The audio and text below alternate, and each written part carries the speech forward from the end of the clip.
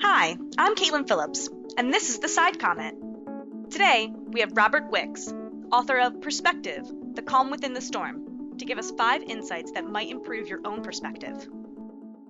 I have the good fortune of absolutely loving what I do.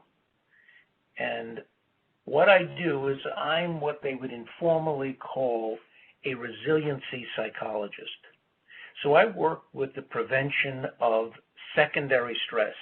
And secondary stress represents the pressures experienced in reaching out to others.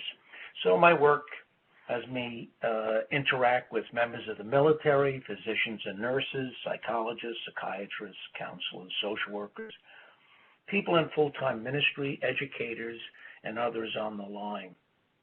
This kind of work takes me into Cambodia, doing the psychological debriefing of relief workers evacuated from Rwanda, into Beirut to work with helpers from Aleppo, Syria, that they bring there for me to speak with through an Arabic interpreter on self-care, toxic compassion, maintaining a healthy perspective, and things like that. Also has me here in this country working at Yale School of Nursing, Harvard Divinity, the Air Force Academy, and up on Capitol Hill with some members of Congress and their chiefs of staff. As well as speaking on these areas, I write on them, and I love to write on this material, and I think I'm getting carried away because a friend of mine asked, how many books have you published? And I told him, and he stopped, blinked, and he said, Bob, I think you need to get out more often. But I love what I do. And what I've learned about writing is that one of the major goals for me is to take a common theme and try to address it in a unique or different way. So, for example, with the elections coming up, I wrote the book, The Tao, spelled T-A-O, of course, The Tao of Ordinariness, Humility and Simplicity in a Narcissistic Age. And I thought this would be a good topic prior to our next presidential election in America. However, situations can change quickly.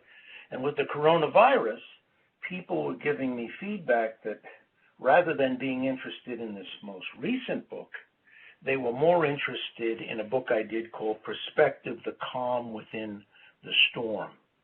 And I could see that because perspective is such a fascinating topic.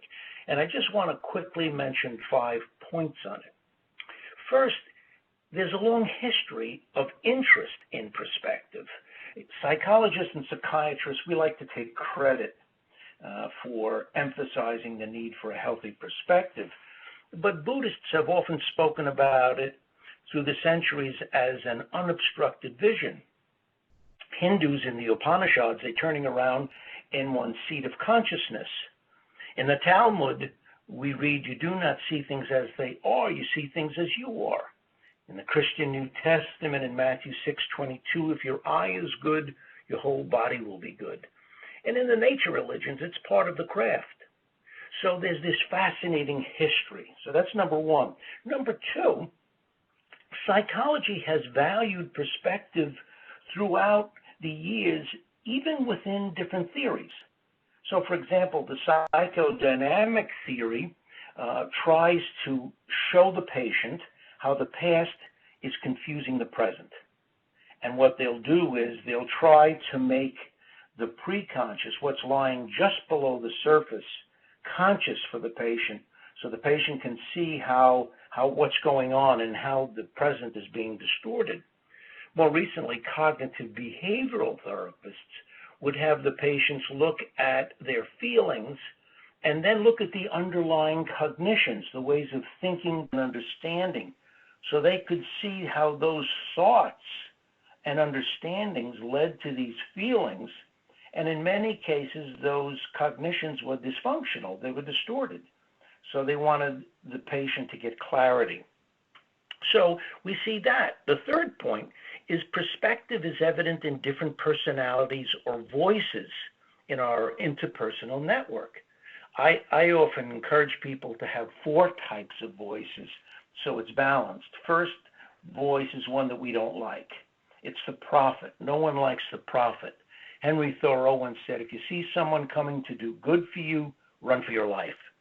But the prophet is necessary because the prophet asks the question, what voices are guiding us in life? The second type of friend is the cheerleader, and this is the sympathetic person. Now, if you just have prophets, you'll burn out. If you just have cheerleaders, you won't grow.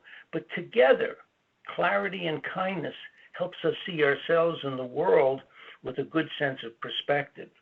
The third type of friend is the harasser or teaser, because on the way to taking important things in life seriously, we sometimes do a detour and take ourselves too seriously, and that's dangerous.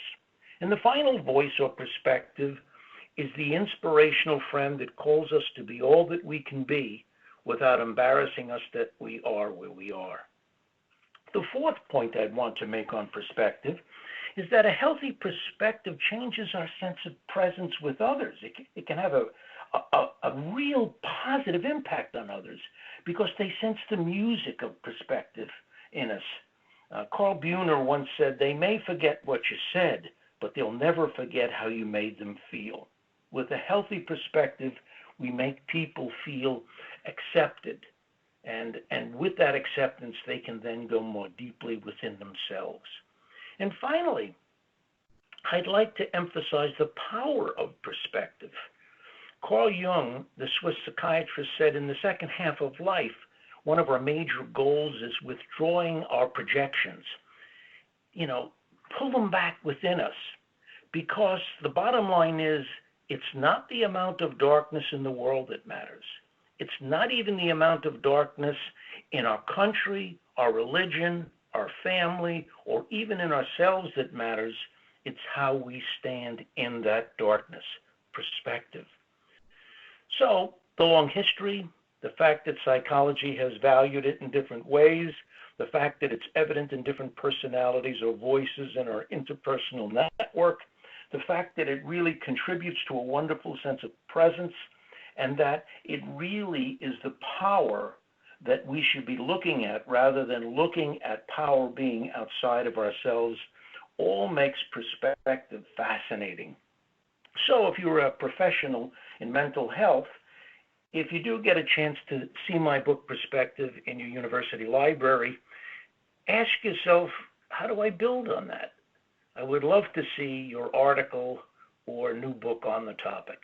And if you're a non-professional and you see this book, I would be interested in how it struck you. And it's very easy to contact me, rwicks, W-I-C-K-S, at Loyola, LOYOLA.edu. Perspective is at the heart of life, I believe, and I hope you get as fascinated with it as I am.